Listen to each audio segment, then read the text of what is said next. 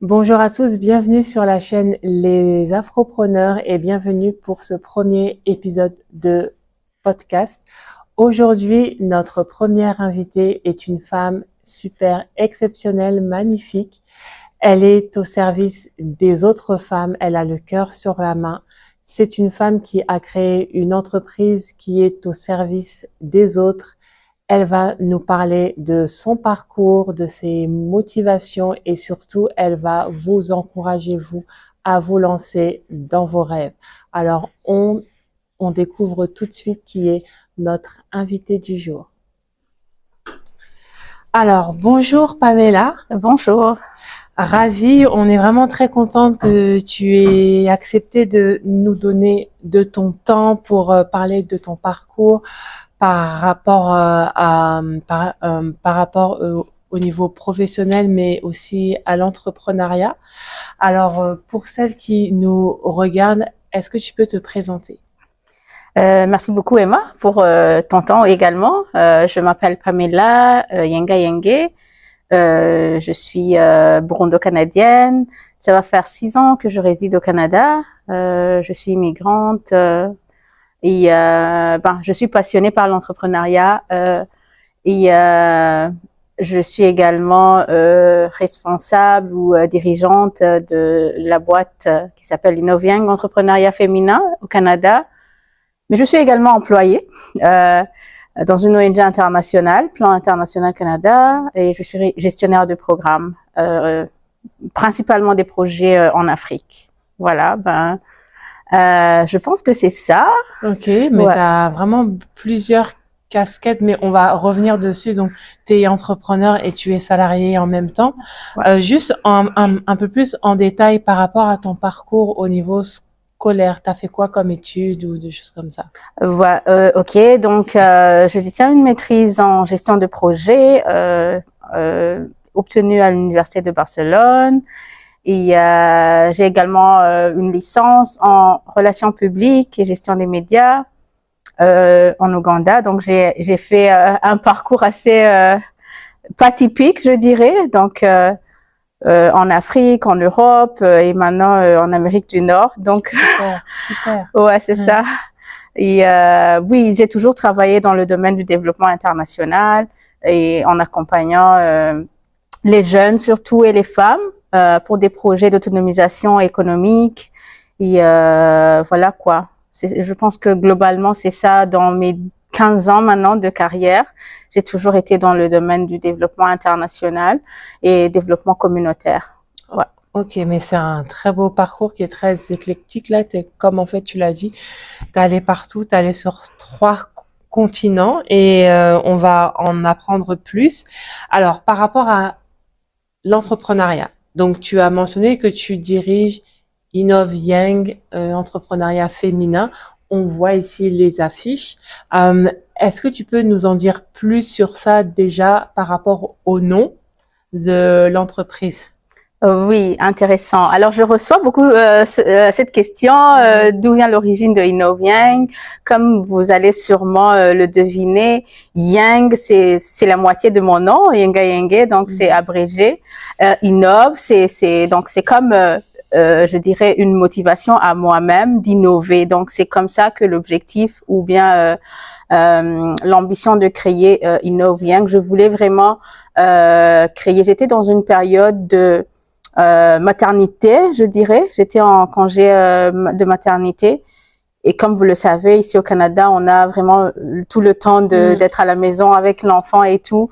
Moi, j'étais, je pense, à 2 mois après l'accouchement. Et comme je suis vraiment une femme active qui n'aime pas rester assise et qui est vraiment career oriented, comme on aime le dire. Donc 2 mois, ça me paraissait aussi long à rester à la maison. Donc je voulais vraiment faire quelque chose. Et comme ça faisait juste 1 année que je venais d'arriver au Canada. Ouais. Et je me suis dit, mais qu'est-ce que je peux faire du moins pendant que je suis à la maison en train de m'occuper de ma fille, qu'est-ce que je peux faire pour rester active? C'est là où j'ai pris des cours à la Cité collégiale. C'était un programme d'entrepreneuriat pour les immigrants francophones. Donc, j'ai saisi l'opportunité, j'ai fait le cours durant tout ce temps. Mais au bout de, donc comme je cherchais toujours en moi, qu'est-ce que je peux faire, qu'est-ce que je peux faire. Comme dans mon pays d'origine déjà, j'étais entrepreneur, j'avais une boîte aussi que je dirigeais à côté d'être salariée. Je me disais mais pourquoi pas ne pas créer une entreprise qui aide surtout les femmes immigrantes comme moi qui viennent d'arriver dans un contexte nouveau, dans un pays nouveau, à se, comment dirais-je, à se trouver, à se créer une valeur parce que vous savez comme beaucoup d'immigrants il y a des obstacles quand on est nouveau dans un pays.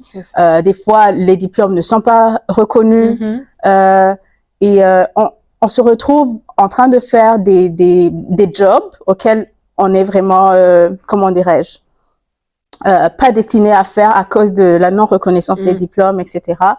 Donc je me suis dit mais pourquoi ne pas avoir quelque chose qui peut aider d'autres femmes à développer l'esprit d'entreprise, donc se créer une passion et vivre de sa passion, quoi. Donc c'est là que j'ai dit alors il faut innover, Innoviang.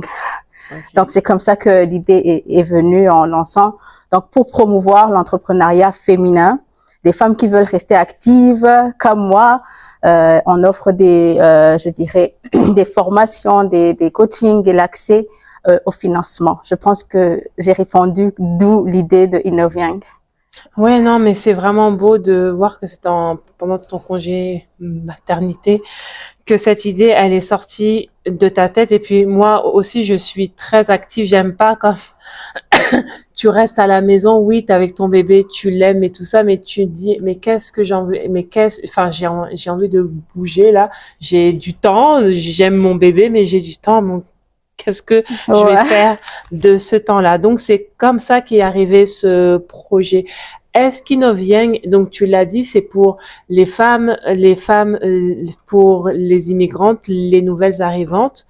Est-ce que tu as pensé ça à destination de la communauté noire? Car au Canada, les personnes qui arrivent, bon, il y a beaucoup, donc je crois que le premier pays, c'est le Cameroun, en termes, donc le Cameroun, la Côte d'Ivoire, le Congo, Burundi.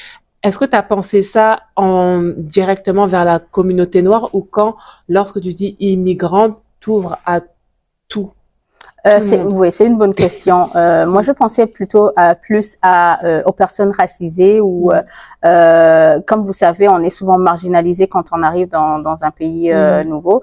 Et puis, donc c'est pour cela que je ne voyais pas juste les communautés noires, mais toutes les autres communautés qui sont un peu, je dirais, vulnérables ou discriminés ici et là à cause de leur origine ou de leur race.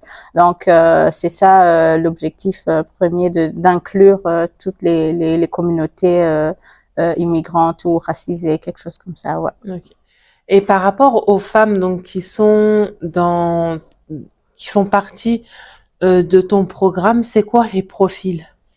Ouais, voilà, il y a des femmes qui travaillent comme moi, donc qui ont d'autres boulots, mais qui se cherchent comment dirais-je, qui par passion veulent avoir des revenus supplémentaires. Donc c'est ça. Et puis il y a des femmes aussi qui sont intéressées à appartenir à un groupe de femmes, donc pour échanger les idées, partager les expériences et ça, qui sont à la maison, qui s'occupent vraiment de leur foyer et tout. Et il y a d'autres également, ce ne sont pas uniquement des femmes, mais il y a également des jeunes. Ces jeunes qui souhaitent après vivre au moyen de leur talent. Vous savez, les jeunes sont très créatifs et ils vont pas sûrement chercher de l'emploi dans les bureaux fédéraux ou comme vous savez à Ottawa, on aime beaucoup le travail dans le gouvernement fédéral. Donc c'est pas tout le monde qui aspire à ça. Il y a ces jeunes qui disent mais moi je vais pas travailler pour quelqu'un d'autre, je vais me lancer et vivre de mes talents ou de ma passion. Donc c'est le genre de profil qu'on a. On a ces femmes vraiment qui travaillent pour d'autres et des femmes qui veulent se lancer et des jeunes qui veulent exercer leur talent, c'est ça. Ok, mais c'est un très beau public Et oui, en tout cas pour les personnes qui nous suivent, vu qu'on est dans un contexte canadien, on va beaucoup parler peut-être du fédéral. Au niveau d'Ottawa, c'est la capitale fédérale, donc il y a tous les sièges des ministères, donc c'est très fonctionnaire. Et puis oui, on va aussi dire des anglicismes, mais ça après ça nous échappe là. Mais on va, je pense qu'en français ce sera parfaitement compréhensible. Alors par rapport à ton entreprise, à Innov Young, quels sont les obstacles que tu as rencontrés durant ton process de création? Parce que c'est un OBNL. Donc, je vais te poser deux questions. Quels sont les obstacles et pour quelles raisons tu as choisi cette forme d'entreprise et pas une entreprise à profit? Bonne question. Alors déjà, pour savoir que l'entreprise a été incorporée, je pense 2 ans ou 3 ans plus tard. Donc j'avais l'idée, mais j'avais peur de me lancer. Donc j'avais peur parce que je voyais pas que j'aurais le temps de le faire en ayant un autre boulot à côté. Alors je me suis dit, donc je faisais des séances en groupe avec des amis, mais c'était pas vraiment dans le formel. On se rencontrait, on faisait des projets ensemble, on épargnait, on se donnait des fonds pour lancer des petits projets ici qui nous tenaient à cœur pour générer des revenus supplémentaires. Mais j'avais vraiment peur d'incorporer, de passer à l'étape d'incorporation. Je voyais qu'il va avoir plusieurs obligations, plusieurs responsabilités sous mon dos et que je serais pas en mesure de le faire. Alors, qu'est-ce qui m'a poussé de dire il faut que je saute. Bon, vous voyez que donc l'entreprise a été incorporée en 2023. Ça va faire bientôt 2 ans que l'on existe. En 2023, donc déjà, il y avait eu la période de Covid, etc. Je vous l'avais dit, j'étais en congé mat, mais j'ai pas tenu les 12 mois de congé mat. Après le 3e mois, je suis allée à la recherche d'un emploi qui va me permettre de lancer Innov Young. Ouais, et ton bébé, il était où? À la maison, je travaillais. Donc, j'ai pris un boulot. Oui, c'était du télétravail 100%. Donc, je me suis fait une nouvelle conquête, un nouveau emploi. Donc 3 mois après accouchement, j'ai repris le travail et je travaille avec mon bébé jusqu'à ce que je pense elle ait 15 mois, donc 1 année et 3 mois. Donc je travaille avec. Pourquoi est-ce que j'ai décidé de reprendre le travail? Parce que je voulais créer Innov Young. Et pour créer officiellement ou officialiser, il fallait des fonds, il fallait des moyens. Donc c'est pour cela que j'ai pris ce travail pour pouvoir alimenter mon rêve, si je puis dire ainsi. Donc pour répondre directement à ta question, les obstacles, ça a été le financement d'abord. C'est vrai, le salaire, là, il y a d'autres obligations familiales, etc. Exactement. Et des fonds que tu mets à côté pour pouvoir lancer petit à petit ton business. Mais tu sais, quand on se lance en affaires, on sait qu'il y aura pas du financement déjà à première, parce que souvent, la plupart des obstacles qu'on rencontre quand on est nouveau, c'est que on te demande de démontrer c'est quoi que tu as déjà fait mais on n'avait pas beaucoup de choses à démontrer ou à montrer qu'on a déjà fait. Alors, le premier obstacle, c'est l'accès au financement. Avoir une personne ou je sais pas, ou des organisations ou des institutions qui peuvent te faire confiance et t'octroyer une subvention, c'était la pire des choses. On appliquait, on faisait des proposals, donc des projets, on soumettait ici et là, on n'arrivait pas à décrocher. Mais tout récemment, Dieu merci, on a eu un financement de la part du gouvernement canadien à travers le ministère de Femmes, Égalité et Genre. Donc ça a été vraiment, comment dirais-je, ça a été un boost pour nous qui montrait que quand même il y a ces gens-là qui croient en la vision de l'organisme, qui veulent voir des communautés marginalisées ou vulnérables avoir accès au financement et aux ressources dont elles ont besoin pour mieux s'intégrer dans ce pays. On entend souvent que le Canada est une terre d'opportunités, etc. C'est vrai, en réalité c'est vrai, Mais quand il y a accès au financement, surtout aux organismes qui s'intéressent à cette communauté marginalisée, je pense qu'il n'y a pas beaucoup de portes ouvertes. Donc je dirais le premier obstacle, c'est l'accès au financement. Et le deuxième obstacle, je dirais avoir l'accès à l'information, surtout en français, parce que on a plusieurs organismes qui donnent des services et ressources, etc. Oui. Mais la majorité, c'est en réalité, c'est en anglais.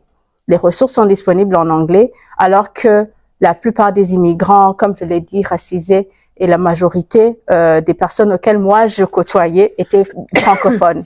Il y a des gens qui sont un peu âgés, etc., qui ne peuvent pas bien s'exprimer en anglais, qui recherchent des informations ici et là. On sait que, on dit souvent que le Canada est bilingue, et c'est vrai, le Canada est bilingue, mais la majorité, vous verrez que sont vraiment anglophones. Oui, et donc, voilà. surtout qu'on n'est pas au Québec, donc on est en ça. Ontario, c'est une province anglophone. Exact. Donc, ouais.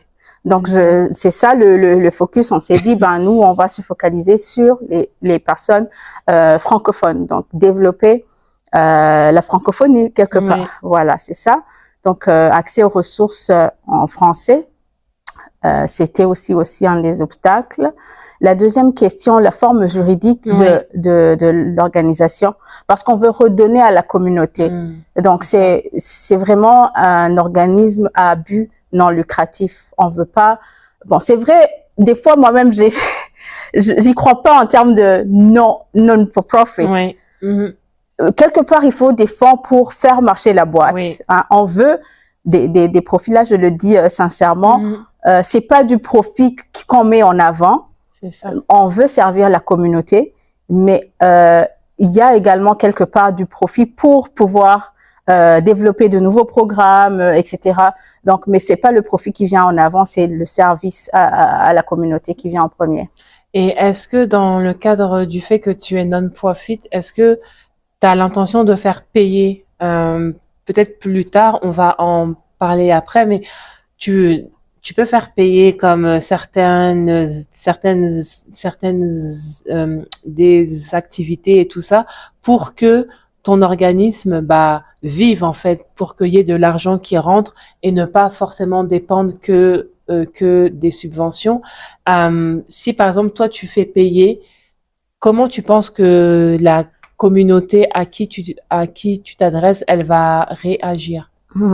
Oui, c'est ça comment dirais-je, la problématique qui se pose en réalité quand on veut servir la communauté et que on veut faire payer les services. C'est pas pour se faire de l'argent, mais c'est pour pouvoir être opérationnel sur le terrain. Présentement, on ne fait pas payer nos services ou nos programmes auxquels nous encadrons maintenant une quarantaine de femmes dans nos programmes. Et l'accès à ces programmes est vraiment gratuit. Donc, on fait pas payer pour l'instant, mais comme tu le dis, à l'avenir, dans un proche avenir, on va devoir diversifier nos sources de financement parce qu'actuellement, on ne dépend que d'une subvention qui a aussi un délai limité, quoi. Donc, après ça, on doit penser comment est-ce que l'organisme va pouvoir fonctionner si on n'a pas d'argent. C'est-à-dire que dans l'avenir, on va faire payer nos proches, mais c'est pas ce que nous souhaitions. Donc, nous allons continuer à rechercher d'autres mécanismes pour avoir plus des subventions, que ce soit au niveau, donc dans le privé, que ce soit des dons accordés par des personnes qui croient en nous, qui vont nous aider à subventionner ces programmes pour que l'accès à ces services soit un peu affordable ou gratuit pour les personnes que nous servons. Donc, actuellement, on fait pas payer, mais dans l'avenir proche, pour question de faire fonctionner l'organisation à long terme, on va devoir fixer des prix pour les services et programmes. Ben voilà quoi. Si on veut vraiment se développer personnellement, on doit investir quelque chose. Donc, je pense que c'est quelque chose que les participants ou les bénéficiaires de nos programmes devraient comprendre aussi, que c'est pas pour se faire du profit, mais c'est pour vraiment faire fonctionner l'organisme. Et aussi, quand on investit quelque chose, quand on investit de l'argent, on investit en soi. Donc, les profits vont retourner aux bénéficiaires. Exactement. Ouais. Et justement, on en profite. si vous voulez soutenir Pamela et toute son équipe, Innovyang, on va vous mettre dans la barre de description le site internet et toutes les informations. Allez-y et vous pouvez même envoyer des dons ou peut-être en termes de formation, parce que je sais que tu fais des formations et que parfois vous recherchez des formateurs et des formatrices. Donc, s'il y a des personnes qui sont peut-être expertes et qui veulent donner, qui veulent rendre à la communauté, qu'est-ce qu'elles font? Elles te contactent et comment après ça se passe? Oui, merci beaucoup pour l'opportunité. D'ailleurs, comme tu viens de le dire, nous sommes toujours en recherche des personnes expertes dans différentes thématiques, puissent accompagner nos jeunes et nos femmes qui veulent développer des idées d'affaires, qui veulent accroître leur business. Donc, il y a des thématiques diversifiées. Nous encadrons les entrepreneurs qui ont des idées vraiment diversifiées, qu'on parle du marketing digital, qu'on parle de le commerce transfrontalier, qu'on parle de l'art, etc., etc. Il y a plusieurs types de formations. Donc, nous interpellons toute personne qui veut faire partie de notre équipe en tant que formateur, formatrice et mentor également, de nous contacter sur notre courriel que je pense on va vous mettre dans le lien, etc. Donc, n'hésitez pas vraiment, nous avons hâte de collaborer et nous invitons également les hommes. C'est vrai, on dit Innovyang entrepreneuriat féminin. C'est vrai. Mais cela n'exclut pas les hommes. Donc, c'est quelque chose que je rappelle toujours à chaque fois que j'ai l'opportunité d'en parler. Nous n'excluons pas les hommes. Nous avons des hommes au sein de notre équipe, donc ce sont nos alliés. Et voilà, on peut accomplir beaucoup de choses en ayant aussi la complicité des hommes, quoi. On peut avancer l'égalité de genre. On ne peut pas avancer l'égalité de genre en étant seulement des femmes. Donc, on a besoin des hommes. Rejoignez-nous si vous êtes intéressés par notre mission et veulent contribuer pour rendre à la communauté. Partagez vos connaissances avec les autres. Vous êtes vraiment les bienvenus. Ah, parfait, ça c'est un beau message. J'aimerais revenir avec toi sur la partie financement, parce qu'il y a énormément d'entrepreneurs, des afropreneurs, vu qu'ici on dit les afropreneurs, qui ne veulent pas se lancer parce qu'elles disent je n'ai pas d'argent. Donc toi, on a compris que tu as fait des appels d'offres et que la plupart du temps, on ne vous a pas donné le financement jusqu'à ce qu'un ministère vous l'accorde. C'était à quel type d'appel d'offres tu as répondu? Alors, c'était en rapport avec le fonds pour le renforcement des capacités des femmes. Ok, oui. Donc, on a soumissionné ou on a déposé notre appel à, comment dirais-je, notre manifestation d'intérêt. On a rédigé tous les projets, etc. Et comme ça rentrait dans les, comment dirais-je, dans les grandes priorités du bailleur, c'était renforcer les capacités des femmes. Donc, on a pu vraiment obtenir, comment dirais-je, ce financement. Voilà. Alors, juste pour expliquer, au Canada et dans plusieurs pays, les OBNL sont financés par des bailleurs de fonds. C'est le gouvernement il va peut-être donner peut-être 10 millions et il va le distribuer à différents bailleurs de fonds. Et c'est ces bailleurs de fonds qui font les appels à projets et auxquels les OBNL répondent et elles ont ou pas le financement. Mais encore, en tout cas, on est très content que Innovyang puisse exister. Moi qui suis dans l'entrepreneuriat féminin, quand je suis venue, et ça c'est un petit aparté, à la soirée du 8 mars, la célébration des femmes, mais c'était vraiment beau. Et quand j'ai entendu parler d'Innovyang, je crois que c'était l'année passée ou je sais plus quand, mais t'as fait sur LinkedIn. J'ai dit waouh, c'est super, et en plus c'est sur Ottawa et ça met vraiment en avant les femmes, non pas juste les femmes afro comme ici c'est les afropreneurs, mais l'entrepreneuriat féminin et l'entrepreneuriat masculin, mais on va pas le préciser.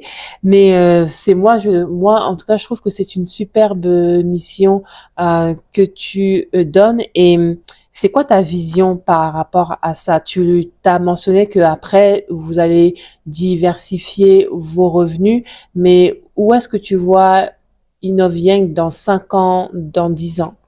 Oui, bonne question. Alors, comme on veut se positionner, nous, ce qu'on met en avant, en fait, c'est l'accès aux ressources et au financement. La plupart d'organismes offrent des formations, etc., du mentorat. J'ai l'impression qu'on a beaucoup reçu des formations je sais pas, d'accompagnement, mais que on est sous-financé. Il n'y a pas accès de financement. Donc, nous, on veut toucher vraiment ce volet-là à travers l'approche unique qu'on utilise, épargne et microcrédit. C'est-à-dire, on donne l'opportunité aux groupes de se mettre ensemble, aux gens de la communauté de se mettre ensemble et de pouvoir épargner régulièrement. Donc, c'est de la gestion financière que vraiment on met en avant avec l'inclusion financière. Donc, c'est pas seulement des formations, on apprend comment on épargne régulièrement et comment on peut accéder à un financement dans le même groupement. On peut avoir accès à 3 fois le montant déjà épargné pour pouvoir te lancer en affaires. Super. Donc, c'est vraiment ça qu'on met en avant. Et donc, d'ici 5 ans, nous, on nous voit, même pas seulement ici au niveau Canada, on veut étendre nos services à l'international, collaborer avec d'autres partenaires ou d'autres organismes qui sont alignés avec nous, et on veut également s'aligner avec la stratégie nationale Afrique-Canada. Donc on veut renforcer ce partenariat entre l'Afrique et le Canada, parce que vous savez, l'Afrique regorge de beaucoup d'opportunités et de ressources. Donc on veut vraiment aller dans cette lignée-là. On va étendre nos services et collaborer avec d'autres partenaires au niveau international. Donc voilà, ça, on veut vraiment un changement durable au sein des communautés de minorités visibles, si je puis dire ainsi. Oui, alors on n'a pas précisé, mais même si c'est sur Ottawa, donc le programme, enfin en tout cas ton organisme touche tout le pays, tout, voilà, au niveau national, donc, on opère au niveau national. Voilà, donc peu importe la province où vous êtes, Innovieng est là pour vous servir. C'est ça. Ouais. Alors, par rapport à ta vie de famille, comment tu fais pour gérer tout ça? Tu l'as un peu évoqué, mais comme tu dis que tu es salarié, enfin, il me semble que tu as 2 emplois même, voire, alors que tu as plus Innovieng, tu es entrepreneur, tu es maman. Comment tu fais pour avoir la casquette de tout ça en même temps? Ah ben, les femmes sont des superwomen, comme on aime le dire. Je suis sûre que je suis pas la seule qui gère à la fois le ménage, le foyer et tout, et le boulot. Donc, je pense que c'est vraiment par la grâce de Dieu qu'on est en mesure d'être multitask. Il n'y a pas de formule, je vais pas vous mentir. C'est très difficile. Des fois, on dit il faut chercher une balance, un équilibre, mais des fois, ça marche pas. Hein. Tu es surchargé à un moment au boulot. Il y a beaucoup de choses, etc. Que à un certain moment, tu te retrouves qu'il y a moins de temps familial. Et il y a heureusement quand on a des partenaires qui vous soutiennent dans votre mission, etc.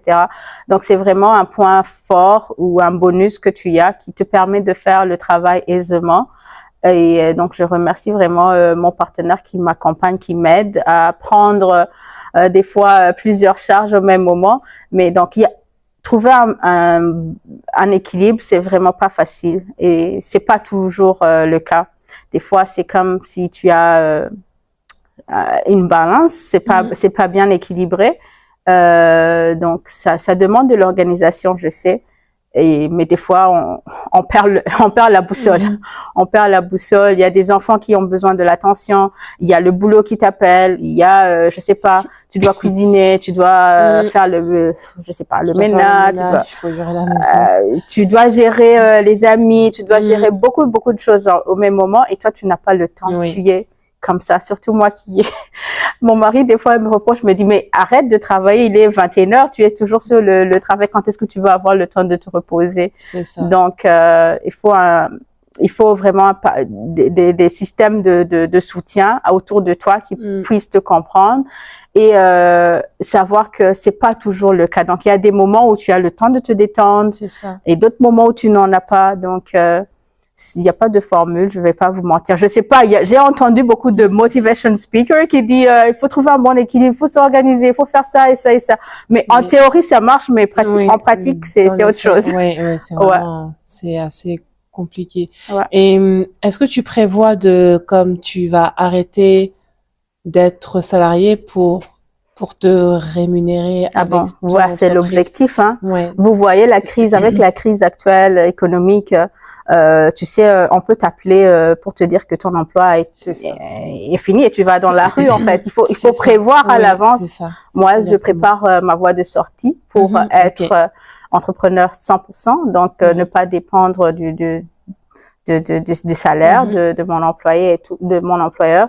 Donc, oui, c'est ça l'objectif, en fait. Trouver une voie de sortie. Personne n'est garanti aujourd'hui. On a on a un boulot, on a un travail, mais c'est pas garanti. Comme vous voyez, il y a la crise ici et là et tout le monde cherche où couper.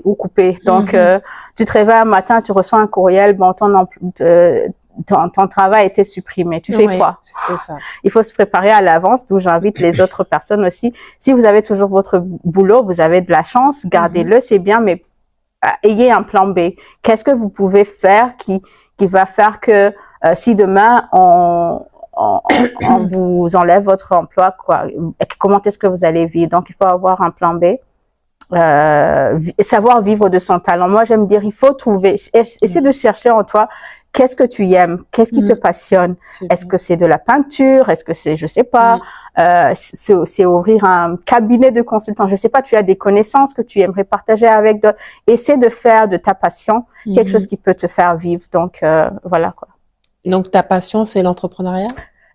Moi-même, je sais pas, quand on me demande est-ce que tu es entrepreneur, moi j'essaie d'accompagner les autres, donc j'essaie de partager mes connaissances avec les autres, donc je vis de ça en fait, en aidant les autres, même si je suis pas rémunérée, ça m'aide, mais l'objectif c'est d'être rémunérée à la fin, donc on se prépare un chemin pour à la fin être rémunéré ou reconnaître les efforts, le temps que la personne met investi dans son travail quoi. Est-ce que tu as une date à peu près, enfin tu t'es fixé un objectif comme à telle date je dois vivre 100% de mes activités hors salarié?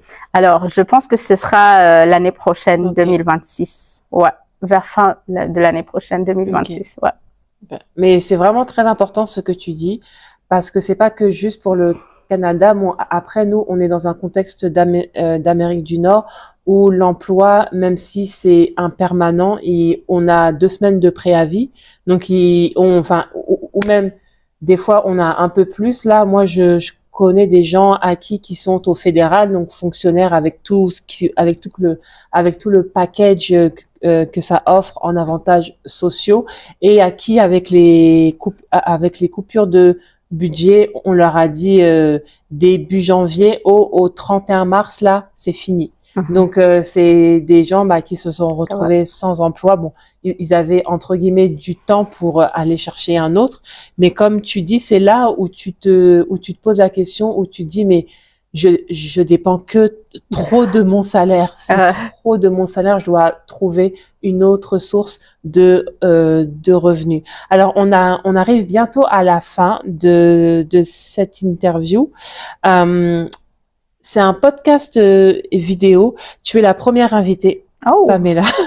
Donc, en termes de nom, on savait pas trop. Et donc, en fait, je me suis dit, je vais l'appeler peut-être à toi de briller. Donc là, la lumière, elle est sur toi. Et qu'est-ce que ça veut dire pour toi, le fait de briller à ta façon? Ça veut dire quoi pour toi?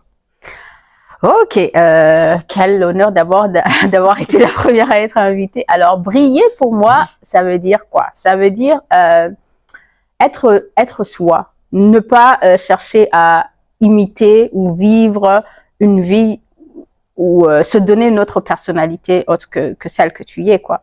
Donc, pour moi, briller, c'est être soi-même, mettre en évidence ses talents, sa passion. Vous allez comprendre dans mes mots, ça revient souvent, sa passion, talent, parce que c'est ce qui te distingue en fait des autres. On ne peut briller que quand il y a une nette différence avec les autres. Quand il y a plusieurs lumières, qu'est-ce qui va faire que ta lumière brille plus que toutes les autres. Donc, c'est-à-dire cette chose unique. Et tu es unique en ta façon. Donc, je crois que chaque personne est unique en sa façon. C'est la façon dont nous mettons en avant notre don, notre talent, notre passion qui va nous permettre de briller, même dans les moments les plus sombres. Même dans les moments les plus sombres, comment tu vas te comporter dans ces moments va faire que tu sois une étoile brillante. On voit souvent que quand c'est la nuit, on ne peut voir les étoiles que quand c'est la nuit. Donc, quelque chose brille quand tout est noir. Donc, dans ces moments sombres, il faut te réveiller et dire, mais je dois pas rester dans le gouffre du fond, je dois réveiller en moi cette unicité, cette chose qui est particulière, qui me définit en tant qu'individu. C'est quoi? Donc, la plupart des gens, on ne sait pas en fait en quoi nous avons été appelés. C'est quoi le but de ta vie, au fait? Si tu trouves le but de ta vie, c'est ça ce qu'on appelle briller. Tu vas briller plus que les autres étoiles. Ouais. Super, très beau conseil. Surtout, c'est dans la nuit, j'allais dire, c'est dans les ténèbres, mais que les étoiles brillent. Exactement. Est-ce que tu peux nous partager pour avant-dernière question, 2 qualités que tu as et un point sur lequel tu dois travailler?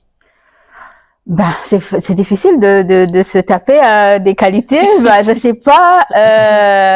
Alors, je vais commencer peut-être par le point là à améliorer. Je pense que je dois être plus, je sais pas si c'est un défaut ou que je dois améliorer, mais je suis stricte envers moi-même, exigeante envers moi-même. Des fois, je me mets beaucoup de pression pour rien. Donc, je stresse à la fin et je pense que c'est quelque chose que je dois travailler, mettre moins de pression sur moi-même, être moins exigeante envers moi-même. Ouais. Les 2 qualités. Alors, je cherche les qualités. Je sais que c'est devenu rare de nos jours, mais je sais que je détiens quand même ce qu'on a, comment dirais-je, l'intégrité. J'aime, ouais. Je pense que je suis intègre. Donc, les gens qui vont regarder, si vous savez que je suis intègre vraiment. Oui, ça se voit. Donc, j'aime vraiment faire les choses correctement, même quand personne ne voit. C'est ça, au fait, l'intégrité. Faire les choses correctement, même quand personne ne voit.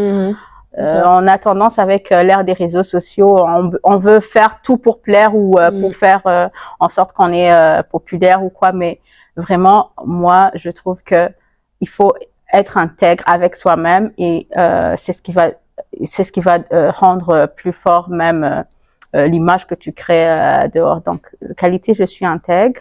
Et autre chose, c'est que j'aime, comment dirais-je, une de mes qualités. C'est difficile de se définir, hein, Emma. Mais moi, j'en vois plein déjà de tes... C'est vrai.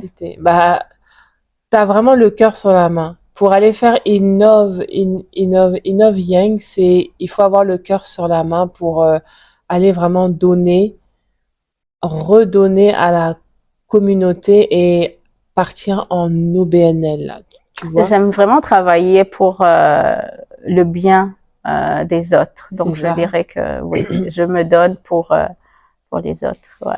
C'est ça, donc tu as le cœur sur la main. Ouais. Même encore plus gros.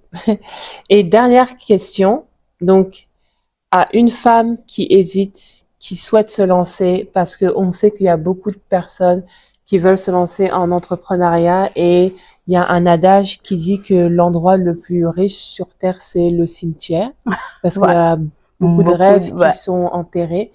Qu'est-ce que tu dis là à la femme qui est derrière son écran et qui est toujours en train d'hésiter? Alors, le meilleur moment de commencer, c'est aujourd'hui, c'est maintenant. Donc, n'hésite pas, ne réfléchis pas trop, sinon tu vas jamais, tu ne vois jamais faire de tes rêves une réalité. Donc, ne cherche pas trop, ne calcule pas trop, lance-toi. On n'aura jamais les ressources nécessaires pour se lancer. Donc, n'attends pas il n'y a pas de bon moment. Le bon moment, c'est aujourd'hui. Donc, c'est ce que je peux dire à toute personne qui est là en train de nous regarder, qui hésite, qui ne sait pas par où commencer, etc. Tu vas avoir du soutien une fois que tu t'es lancé, une fois que tu t'es mis là-bas. Donc, c'est difficile. Moi, ce qui m'a dit, quand j'ai lancé Innov Young, j'ai décidé de le faire avec beaucoup d'hésitation. Mais une fois que tu es dedans, tu vois, il y a pas moyen de retourner en arrière. Tu t'es déjà exposé. Oui, voilà. Il faut continuer. Tu n'as pas d'autre choix. Donc, il faut se lancer pour se dire, ben, j'ai plus le droit de reculer. Donc, lance-toi. C'est aujourd'hui. Ouais. Super. C'est comme t'es dans une piscine, tu nages et puis t'es au milieu. T'as pas le choix que de nager pour aller de l'autre côté. Ouais, ouais. C'est ça. Super. Bah, merci en tout cas, Pamela, pour ce beau moment. Merci pour ton partage, pour tes encouragements. Et évidemment, on vous encourage encore une fois, on vous invite Innov Young, vous avez toutes les informations.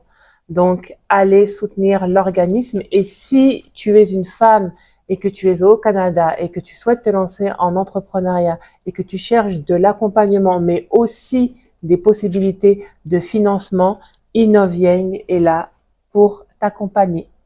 Alors, on se retrouve bientôt. Bye!